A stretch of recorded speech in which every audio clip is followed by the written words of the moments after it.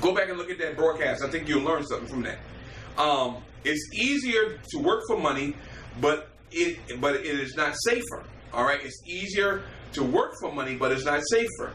You'll get much more security by investing your time to create assets that generate money rather than only getting paid for your hobby labor. Learning how to do this is the course of study to become rich. That's all a part of it.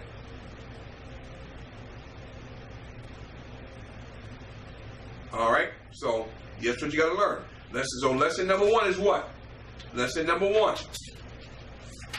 What was lesson number one? Let's go back. Lesson number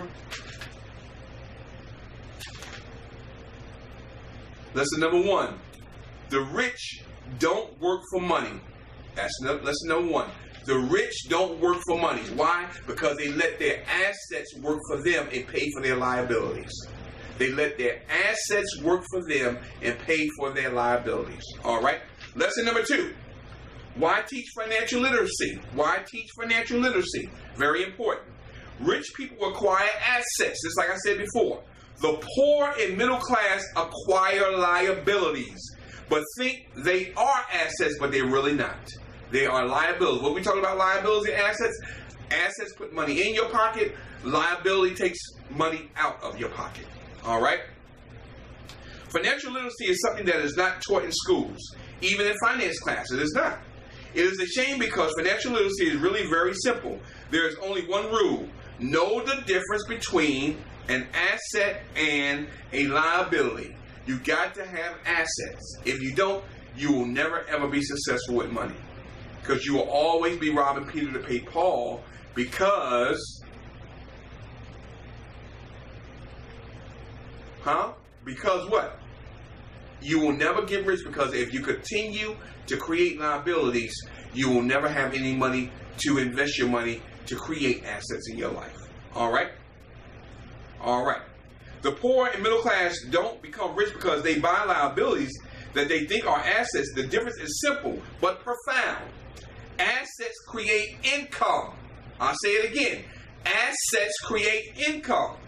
And liability creates expenses. Assets creates income. Liability creates what? Expenses. You got to know the difference. Assets go in your pocket. Liabilities come out of your pocket. Those are your expenses. Your assets are what? What are your assets? We just said that. Your assets creates an income for you. Liability creates expenses. Which do you want? You want the income or you want the liabilities or you want the expenses? Your choice. All right? Assets moves cash into your pocket. Liability moves cash out. For example, most people think of a house as an asset, don't we? Many of us do. And I thought that was true. But in actuality, that's really not true. The accounting definition, it is, but in reality, your home results in cash moving out of your pocket. You got to take care of you got to pay your mortgage, you got to pay the light bill, you got to pay electric bill, you got to buy food. If something happens in the house, you got to fix that, you got to fix this. So what happens? Money comes out of your pocket, right or wrong? Comes out of your pocket. All right? The mortgage payment, the insurance, property tax, and worst of all, the missed opportunities from having your money stuck in your house instead of available to work for you. We talk about assets now. Now, the rich would make enough money and put it in assets, so when they want something, they'll use the interest off those assets and pay for that liability. So that way, once they buy it, it's bought, and it's not affecting them because they never have to pay any money out of their pocket because they're using the assets that they have to pay for the liability which they want. Do you understand the process? We do it differently. We'll take the money we got and go pay a liability, and then we have to pay expenses out every single week for bills that we created that we really don't need. All right? All right, if you want a house or a bigger house than you already have, first create assets that generate enough cash flow to pay for the liability that a house really is. And that's so true. So true.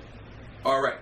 Making money is not merely as important as how you spend what you make. And that's true. You can make a lot of money, but if you spend it foolishly, then you will never have nothing to show for what you have. It should be in the bank.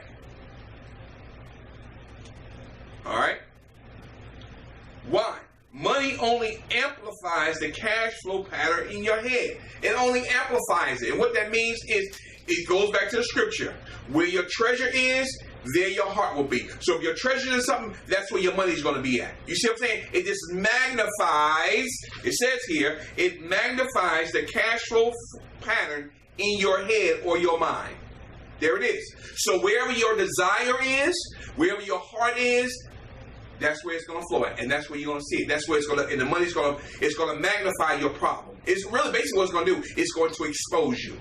All right? Basically, that's what it's doing. All right. Most people mistakenly view wealth in terms of net worth or assets minus liabilities. The problem is most of the assets people put in that equation are actually liabilities, or are wealth far less than people think. Wealth is not worth. Wealth is not net worth. It is the number of days you can survive if you stop working today.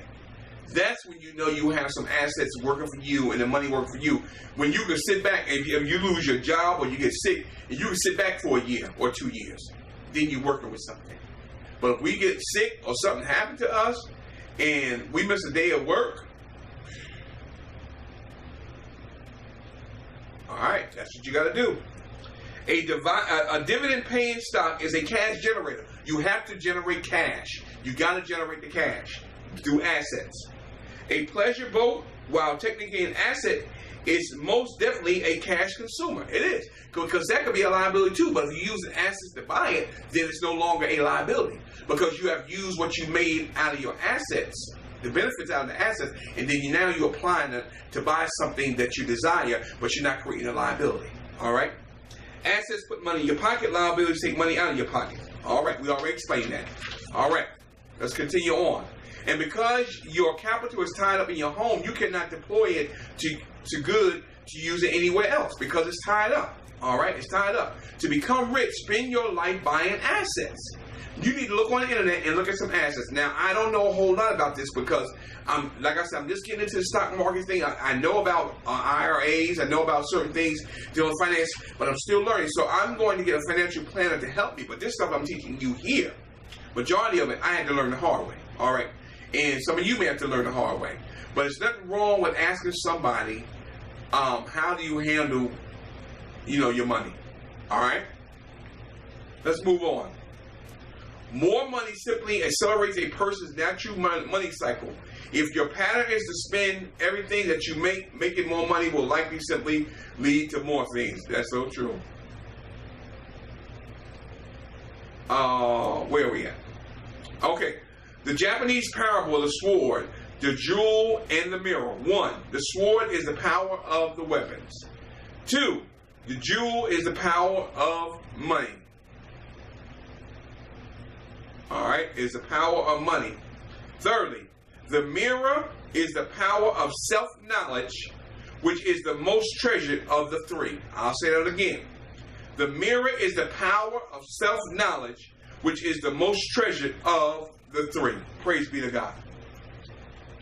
After a certain point, the loop reinforces itself. Why? Because if you have cash flow coming in through assets, and you keep reinvesting in more assets, it just keeps revolving. And you never have to worry about your liabilities, because the cash flow that's being generated through your assets, you take that to buy your car, to buy your house, to buy you some clothes, whatever you may need, you can buy it with your assets. Okay? And you don't create no more liabilities. Like I said a little while ago, get out of debt and stay out of debt. All right? All right. Cash-generated investments throw off enough free cash money to pay all expenses, can be reinvested and generate more cash. This is analogous to the crossover point in your money or your life. Kiyosaki calls the state of investment income exceeding expenses being wealthy. All right. Now, and you could get to that point if you do it enough. If you have done it a long time, I'm just getting started. I started late because I knew nothing about this. Some of y'all may not know nothing about this. So I'm trying to help you to get to a point where you can sit back 5 years. Man, I'm so glad I did this. It's changed my life. That's what I want to happen to you. All right? I don't want this to happen to you.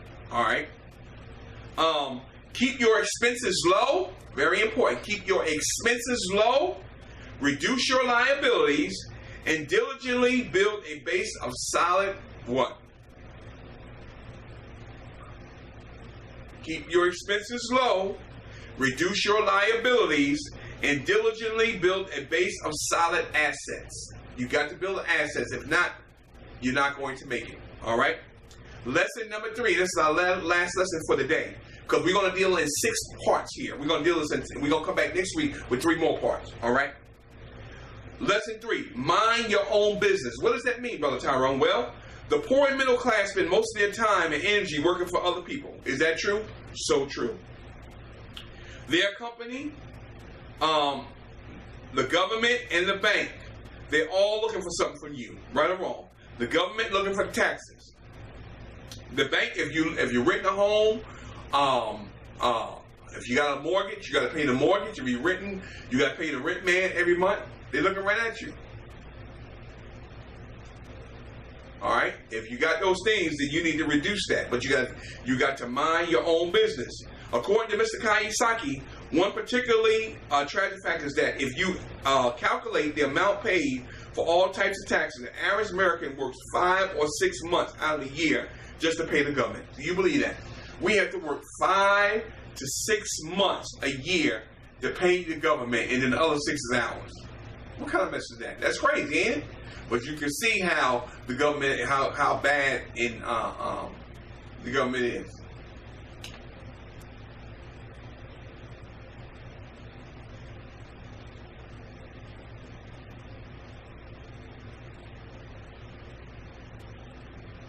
All right, come on, let's go.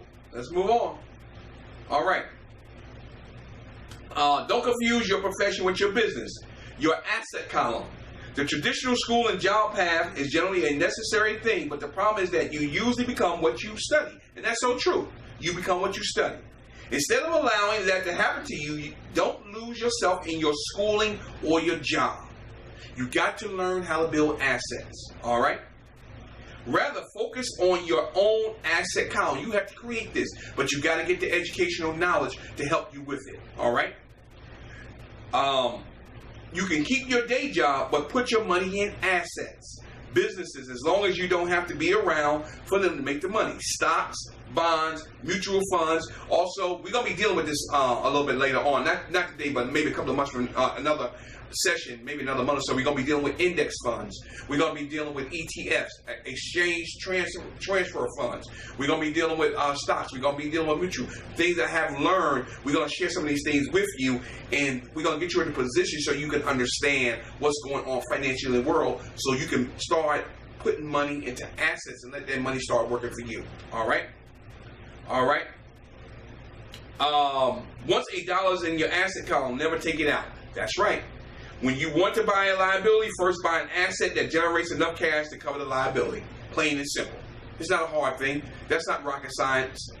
Is it? No, it's not. It's very simple. Cut and dry. But if you've never heard of it before, yes, it sounds foreign. Just like it sounds foreign to me. All right? Investments work 24 hours a day and can work for generations. It's a 24-hour thing. And once you put that money in and you got some assets to start making some money for you over a period of time, then you're good to go. And then once you get some money, you make some money out, take some of that and reinvest into something else. That's how you that's the process. Keep the process going. All right? Rich people buy luxuries last. They buy them last. What do poor people do? We buy them first. That's why we have too many liabilities, because we want all the nice things. But we put ourselves in a position where money is coming out of our pocket instead of coming into our pocket. Yeah, it's going in our pocket, but it's going straight out. It really ain't going to the pocket. It's going from one hand to this hand to whoever else we have to pay. All right? Summary, and let's go through some key lessons that we have learned so far today. 1, for most people, their profession is their income. For rich people, their assets are their income. For most people, their profession or their job or what they do is their income. But for rich people, their assets are their income. Praise be to God. Number 2, if you want to buy something, you first must generate enough cash flow from your assets to cover these expenses. Buy luxuries last, not first. You got to learn how to sacrifice. All right? 3. Excess cash flow generated by my assets should be reinvested into other assets. Once you start making some money, maybe you invest in something, maybe a year, but maybe 2 years or something. This ain't 2 years, and then you make a $5,000. I'm just hypothetically throwing this out there. You make a $5,000 gain, and you've been looking to buy, quote unquote, a car. Go figure. And the car you've been seeing has been a used car. You've been seeing that car, and the car is $4,000 or $5,000. You go pay cash for it. You see, you have not created a liability because you used the assets to purchase the liability. So you didn't lose anything, but you gained something. You see what I'm saying? Wow. Do not simply aim for more income. Aim for more assets. Don't look for more income. Use what you got to start working for you. All right? Keep your expenses low and reduce your liabilities. Keep your expenses low and reduce your liabilities. Don't go around buying every little thing that you think that you want. Save, buy your luxury things last once you have created enough money and generated enough money in your assets to purchase that liability. All right? Create a corporation to protect your assets and reduce tax expenses. An employee earns, gets taxed, and then spends what is left. A corporation earns, spends everything it can, and then gets taxed on what is left. You see the difference?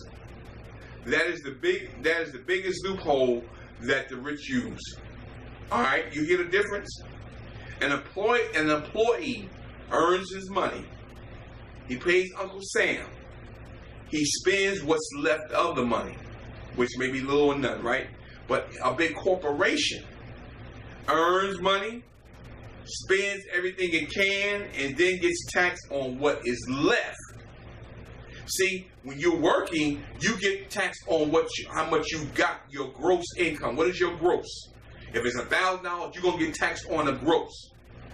All right? Now, on this situation with the rich, what they'll do is, okay, the corporation, they'll spend all the money on what they did, and say they got, let's say, $10,000. They initially started out with $100,000. All right, and they end up with $5,000. They're only going to get taxed on $5,000 instead of $1 million or whatever the number is. You see the difference? All right. Know a little bit about a lot. Learn something about accounting. That's right. Investing, markets, the law, sales, marketing, leadership, writing, speaking, and negotiating. An investment in knowledge pays the best interest. That's right. You got to learn. Just like I'm learning. All right. Just like I'm learning. All right. 8, work to learn. Don't work to earn. You got to learn. Learn about assets. Learn about these things so it can benefit you. Because if you're working for somebody else, all you're doing is making them rich. Because see, like I just said, you're going to get your check. Uncle Sam's going to take his chunk out first, and then he's going to give you what he wants to have, what he wants for you that's left over. There ain't no way to live, but that's how the government is. All right. Find a job where you can learn one or more of the above mentioned skills. You got, what I just tell you, investing, about the markets, marketing, writing, speaking, negotiating, any of those things, investing, that's what you need to learn about. Get a job learning these things so you can benefit yourself. Do not simply buy investments. First, invest in learning about investing. That's right. Learn about investing. And I have been doing some research on this. Learn about investing. I have learned that I'm looking at index funds, market funds, and then ETFs. All right. All right. And ETFs. I'm looking at right now. So those are things. I'm sorry. Mutual funds. Mutual funds. Index funds and ETFs. So I'm learning slowly but surely. And so you got to do the same thing. All right? I'm going to go over a few more things. Every rich person has lost money at some point, but many poor people have never lost a dime. Playing not to lose money means you will never make money. It's always a risk in something, but make your risk as low as possible. All right? Make it low as possible. Winning means being unafraid to lose. We're all going to lose here and there. But make your risk as low as possible. All right? Failure inspires winners and defeats losers. When something does not work out the way you plan, let it inspire you to try a different approach.